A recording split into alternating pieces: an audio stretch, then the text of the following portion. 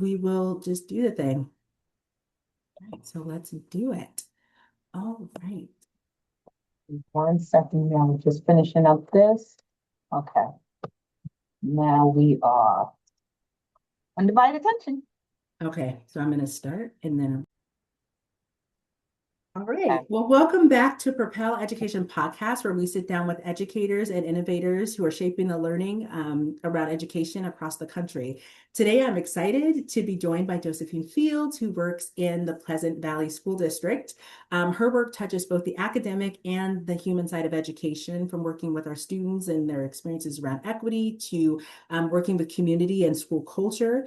Josephine brings a thoughtful lens to how schools serve diverse populations of students and how systems and educators can truly work together to support student success. So, Josephine, welcome to the podcast. Thank you for being here. Why, thank you for having me.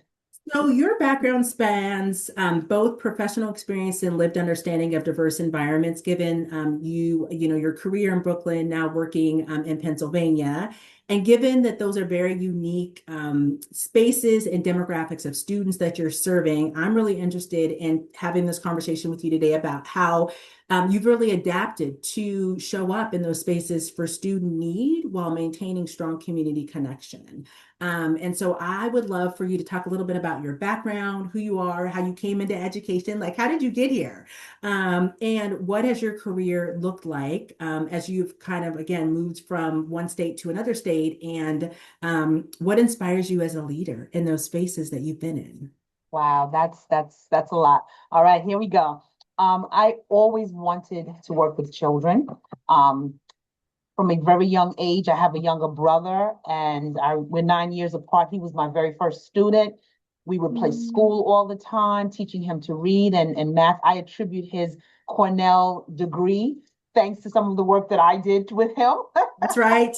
My mom had me involved in the neighborhood where I grew up. We grew up in South Jamaica. It wasn't the best area.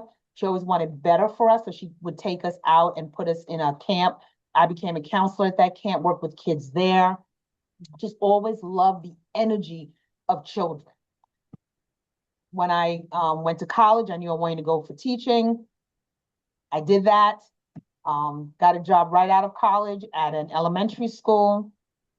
And that's where my dream kind of came full circle for me. I was able to work in a school in Canarsie, Flatbush area in Brooklyn, largely Caribbean background kids, which my family's from Trinidad. So I just felt very connected to the community.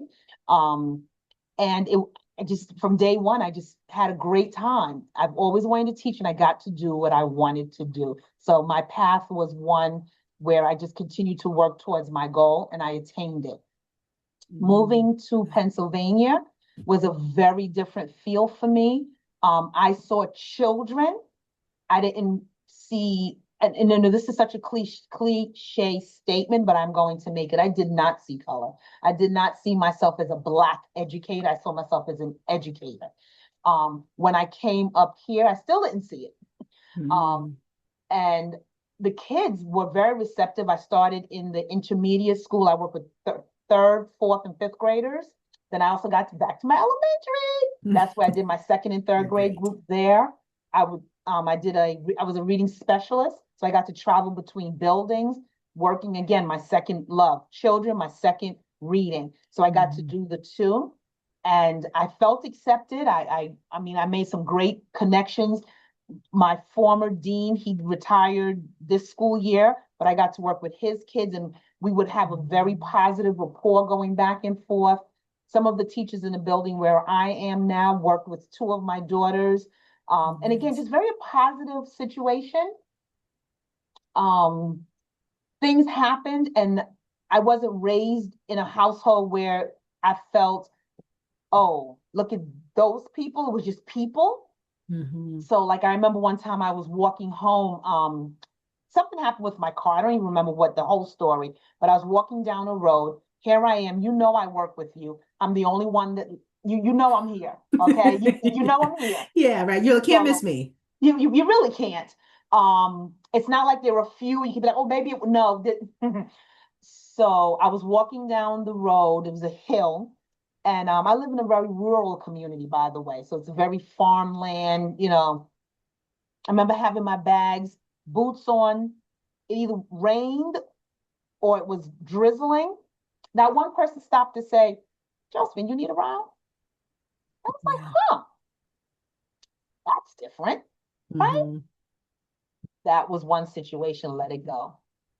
We had a diversity task force, Yeah. and it was like, yeah, Josephine, we need to be part of this.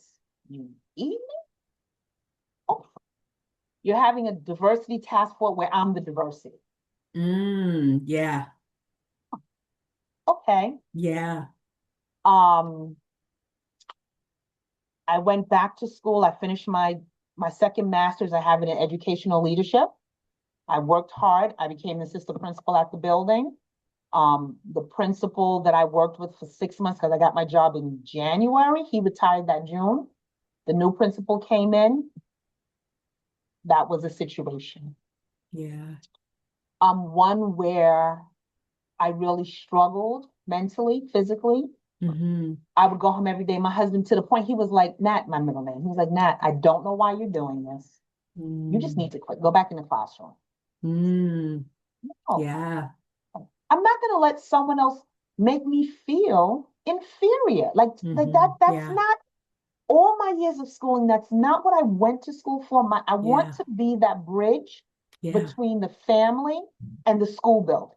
Yeah. I want to bridge the two. I want to be that connector. I can do this. Yeah. Man, beat up every day, figuratively, Wow. every day, beaten down. Wow. Wouldn't include me in meetings. I didn't know what was going on. The teachers would come and tell me certain things. When he was out, they're texting him information. He's texting them. And I'm like, but Yeah. I'm in the building. Yeah. So why don't I know these things if I'm in the building? There's not a reason to. Yeah.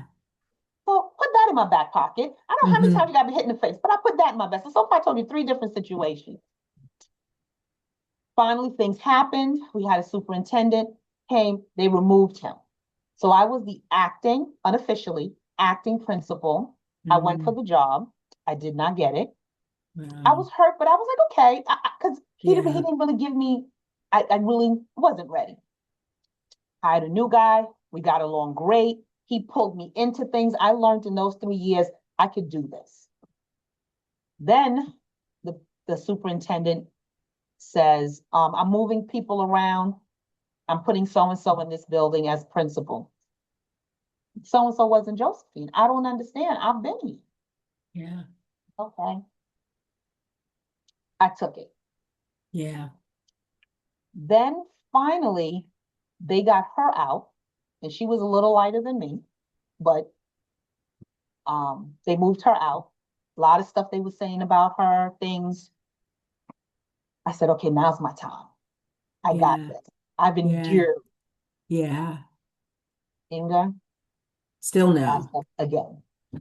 This time passed up Wow. by a young man who I did befriend along my journey, Mm-hmm. and he didn't know what to make of it. He came in. It was the day of, it was May 22nd, 2024, the day of our eighth grade moving up ceremony.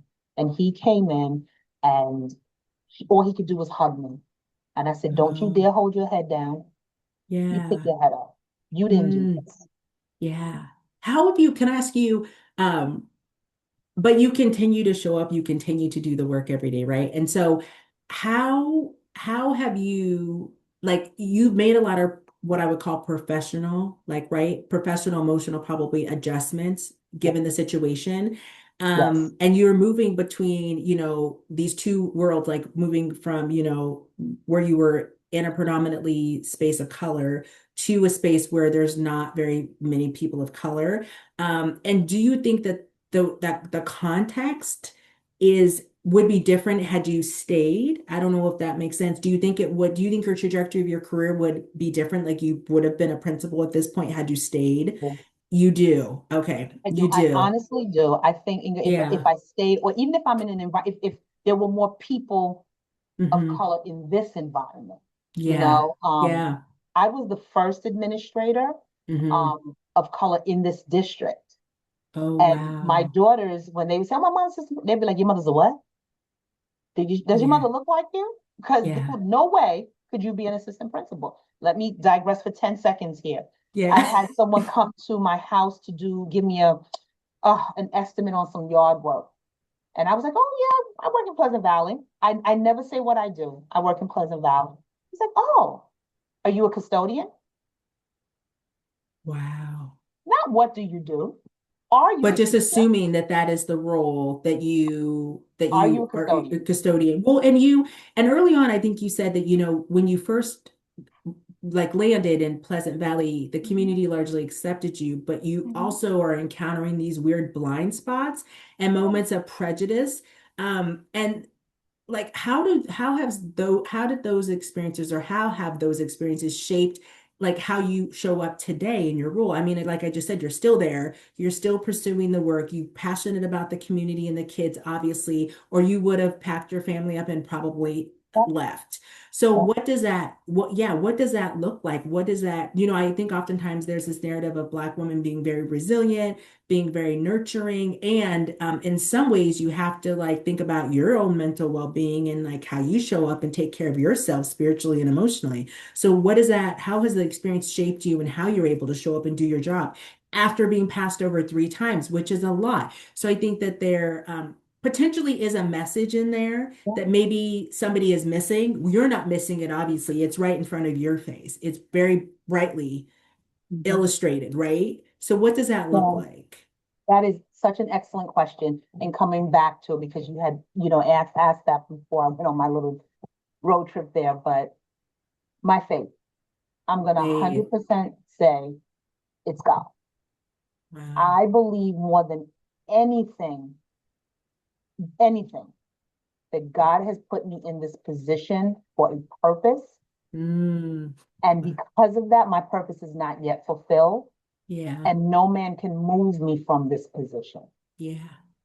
I have tried to get other assistant principal positions, which Yeah. who does lateral? You know what I mean? You're supposed to go, but I just wanted out. So Yeah. I tried,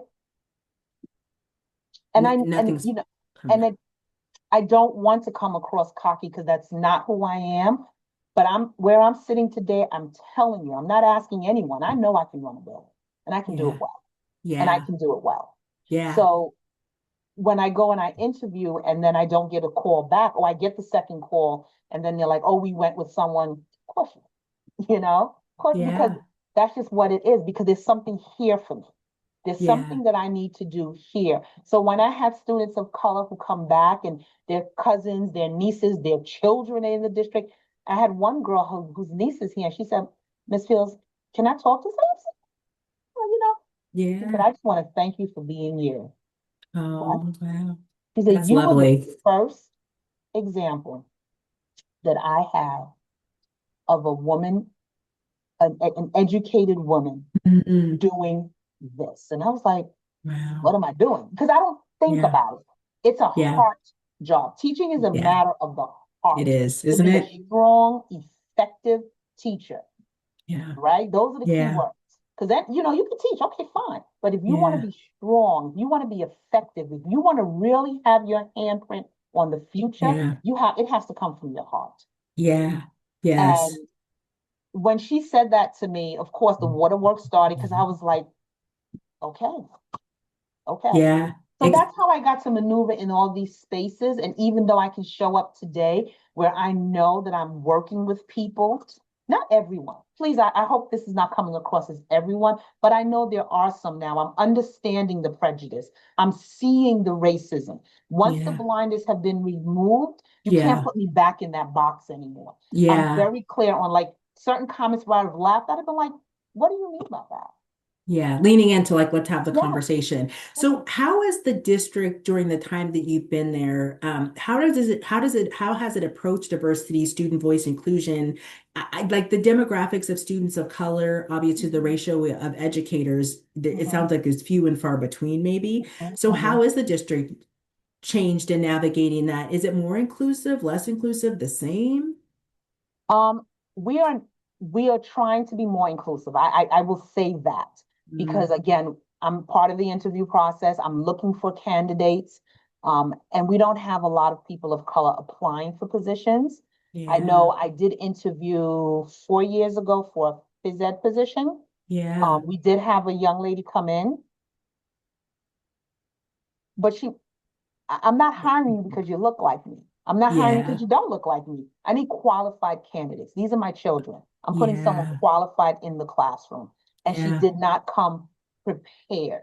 So I don't know Yeah. if there's a mentality. We also don't pay very much. And I know Yeah. coming, and maybe I'm making a generalization about the Black community, but oftentimes we don't have the luxury of working because we want to.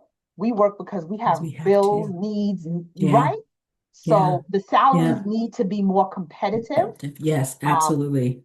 Philly, salaries are more competitive.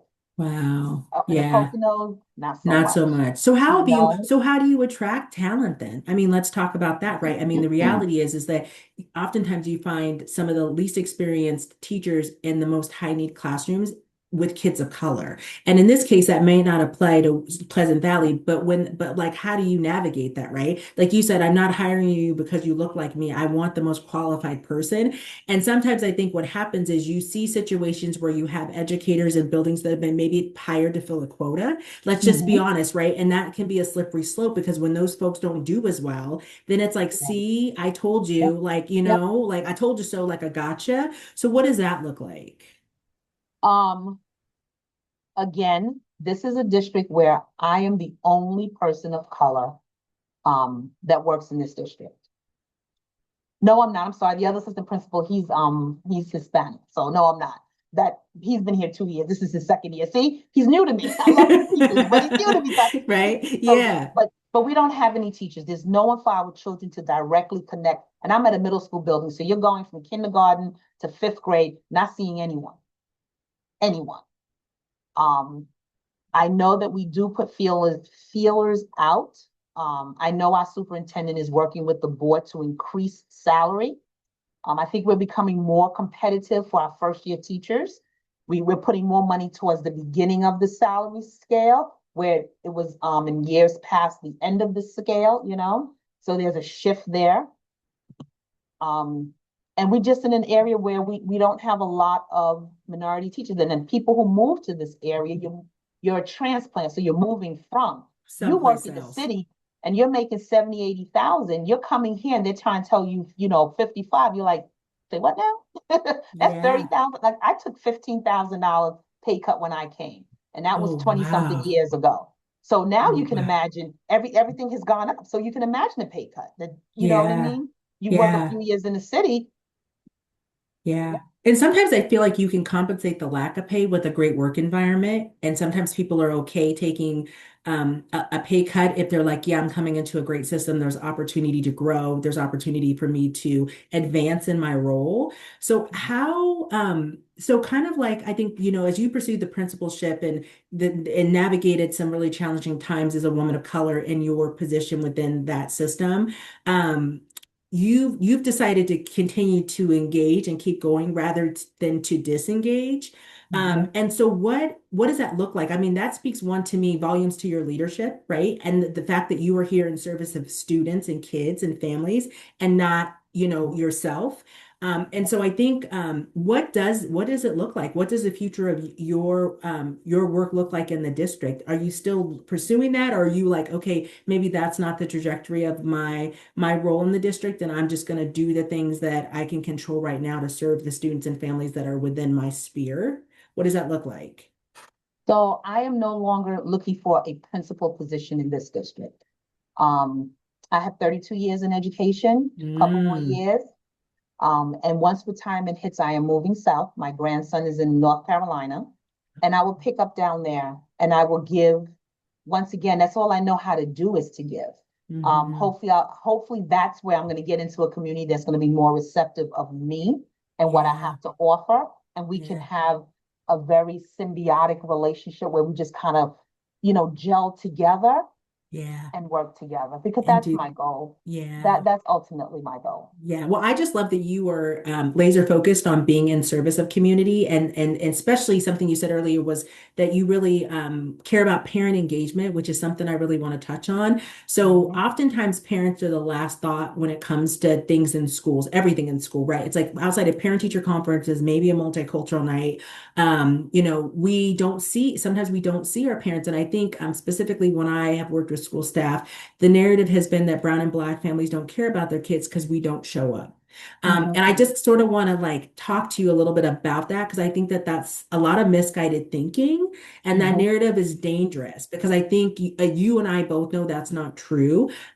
So what have you learned about engaging parents in your career? You said 32 years. You have a breadth of experience. What have you learned about engaging parents? And what are some things that people should consider when they are wanting to engage parents and families, right? Okay. In the work. So, so I can speak to that as an educator and also as a parent. Yes, So perfect. let's start as the educator first. I Yes. think engaging parents is don't come with a preconceived, I'm the educator talking to you because I know, don't talk down to Mm-hmm. our parents. Mm-hmm. Invite them in, build relationship with the parent. Don't Yes. see the parent as, Josephine, if you don't listen, I'm calling your mother.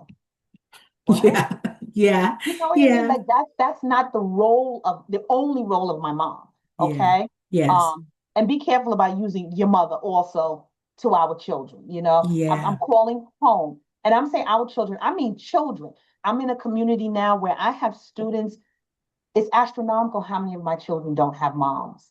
Moms have passed, Oh, moms are incarcerated, moms are out wherever, you know? yeah. So you saying that that's triggering. Mm-hmm. And when the kid gets upset, then you want me to come in and give them some type of discipline, but you just triggered the child. But that's not the Yeah. focus. Going back, making connection to the family, inviting Yeah. them in. You have to be flexible. So I'm going to have a meeting at 10 a.m., but I'm also going to have one at 7 p.m. because I Yeah. want to meet all of my parents, you know? Yeah. This is really out of the box thinking, and I have not Mm-hmm. seen it work here, but it's something in me. Why can't we have a Saturday morning workshop? A lot of parents work Monday to Yeah. Friday and they can't get in.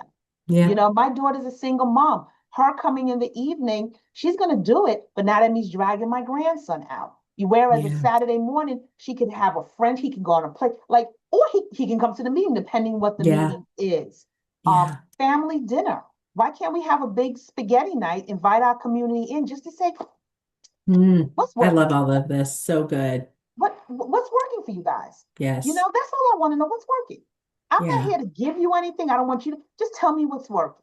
Because in Yeah. that conversation, I'm going to hear some things that, oh, maybe we need to do that more, or maybe we need to do that less. Yes. Listening to our families. So that's Yeah. my experience has taught me that we don't Yeah. listen enough.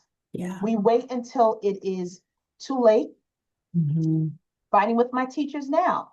Why is Josephine failing? And the only contact home was in September. We are now in December. Yeah. Should be more contact, more It should engagement. be, Yeah. yes. Well, and I want to touch on this too, because I think you probably have some experience speaking to Oh, this right I'm now, sorry. is And then that, can I just, I'm so oh sorry for yes, this. keep going. I just wanted to add this too. And like I told you, I'm in a school was 98% white. Yeah. Okay. Mm-hmm. And there isn't a lot of family engagement. The Yeah. parents we need to see are Yeah. the ones that don't show up. Yeah. They don't answer the phone calls, Yeah. whatever the situation may be. Because you made a comment that it tends to be with our students of color. Maybe the parents aren't coming, and then Yeah. maybe so, but my experience is different Yeah. because I'm not in a school of color. Yeah, So which I is just really wanted to, which speaks to the how dangerous the narratives are about that, depending on where you are located, right, and your context. And I wanted to speak to just thinking about like the parent engagement, like you said, September there was parent engagement, maybe phone call home, something. So when I did your intro, I talked a lot about my work has been in community organizing, and I worked at a nonprofit and I pushed services into 15 feeder schools for the largest school district in Oregon. And all of my work was like phone banking, right? Empathy interviews, canvassing apartment complexes to get parents prepped and ready for the school year, taking staff out to do home visits. Like the home visit model out of Sacramento was a model that like I had done that as an organizer, but didn't have an official name for it. But getting teachers out of the building and into the communities that they serve and knocking on doors and meeting parents where they're at, right? And not always expecting them to come to us, but thinking Mhm. outside the box, like you said, and going to them. And there Mhm. is sometimes a fundamental disconnect or just a resistance to wanting to change things to be Mhm. in service of the families and students who we say we're there to serve. And I think Mhm. that that is really challenging, that disconnect for me, because I think that there's no reason why you can't find the time to do it, in my opinion. I think that first, I think that, you got to allocate the time, for people to take an hour or leave a little bit early or start a little bit late to go do the canvassing in the apartment complexes, or set aside 30 minutes to pick up the phone and call everybody's parent just to say, hey, it's Miss, McDowell. I just wanted to check in and see how things are going. Or, not always calling when there's an issue, right? Because That, sometimes they're skirting you because they're just like, oh, Miss McDowell's calling because there's a problem with so and so, yep, and they don't want to hear it. yep. So I just like, so how do you encourage, how do you set that mindset? How do you encourage the mindset of like continuing to engage all year, and not making it like an event, but making it a process, like building it into the systems that like this is what we do, this is our culture, it's embedded in how we do the work.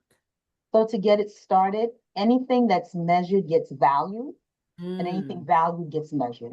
So we are starting that now actually in the building where we're holding teachers accountable. At the end of the year, we use the Danielson framework. And in domain 4, you're talking about connection, parent. I forgot the exact sub component it is in domain 4, but it's talking about how you connect with your families, you reach out to your families, and we yeah, quantify that. yeah. So Q1, how many phone calls have you made? Our superintendent has says he wants at least 5 a week. The teachers scoff at that. Wow, that's And not that some of them many. don't make phone calls at all. They'll send an email. Well, I emailed, but you didn't get a You response. need And to you pick up make a a phone because it needs to be connection. personal. They need to hear your voice. Right? And if you do it in the beginning of I'm Mrs. Fields. I'm just calling to say I'm so excited to have Jennifer in my class this year. I hope we have a great year. If you ever need anything, feel free to call me or email me. Yeah, Just yeah, that's all it is in the beginning. yeah, exactly. But it's a work in progress. So we Hmm. measure it, we quantify it, and we hold the teachers accountable in that way. I do see sometimes something extrinsic can become intrinsic. So Mm, hopefully, as the years go on, the teachers will innately know I have to make these connections. But right now, it's extrinsic. And it's not for yeah. all of my teachers. I have a few that will call to just say, or send the emails home to say, and she copies me on them, and the parents respond. And sometimes I respond too. It's like, wow, what, you know, That's just we're, fantastic. we're Yeah. all in this together. Yeah, I love that. And I really appreciate that like you have some real tangible examples of like your leadership, like your superintendent has an expectation that the staff is doing this because it needs to be done, and to encourage people to take the time to do it. It doesn't take that much time to just pick up the phone and leave a quick message, or even to have that conversation with the family to check in to see how their student is doing. So I just want to say I appreciate you so much for leaning into the conversation, talking about your own lived experience in education. Over 3 decades, you've had a lot of experiences, and you continue to show up and do the work with grace and joy. I mean, that's what I heard from your story is that you are joyful about the kids you serve and the communities, and you also know your purpose on this planet. And that brings me joy that you know who you are and how you show up in the world. And you are leading for all of those babies, regardless of the demographics in the school district. They see you, they're inspired by you. So I always like to ask this question called the final bell. And the question for you today is when progress feels slow and opportunities don't always open up the way you hope, what keeps you committed to the work and committed to staying in the system rather than stepping away from it? Oh, wow. And that goes back to what I said, my faith, knowing that I was meant to do this greater, and I'm something greater, and I'm not doing it for self. Mm, So when I do get weary, because I mean, I'm human. I do get weary, I do get tired, but then I'll take time and I'll incentivize myself by recalling a student that, like my birthday is October 31st. One of my girls, every year she makes me something. I have her little plaque over there. She made me, she's put it on my desk. She goes, Miss Hill, did you get the, I was like, so you didn't put your name on it. She said, yes, I did. And sure enough, I turned it over and I looked. And again, it's not things and stuff, it's the fact that she's connected to something in me, that she Hmm. remembers that, and she Yeah, wants to do something for me. for You know what I you. mean? In other words, Yes. brought me a birthday card. So when I get weary and I'm like, okay, I Yeah. think about Tired. the success I've made, and I know Yeah. there's more success to come. When Yeah. parents see me like, Miss Fields, you can't Hmm. leave. I got one more kid coming through. You can't go anywhere. I'm like, They're like, they okay. need to see you in this building because of the impact that you have. Yeah. And they Exactly. trust you and they want Yes, their baby to be in community with you. Oh, exactly. that's beautiful. That fills me up. So, um, thank you for sharing your story. Thank you for being here today. And to our listeners, remember, progress in education isn't about doing more. It's about deepening what matters most, as you've heard today. Until next time, keep leading with purpose and propelling education forward. And please subscribe to the channel and stay updated. And Miss Josephine, thank you for being here. I appreciate you so much. Thank you for having me. I really appreciate it.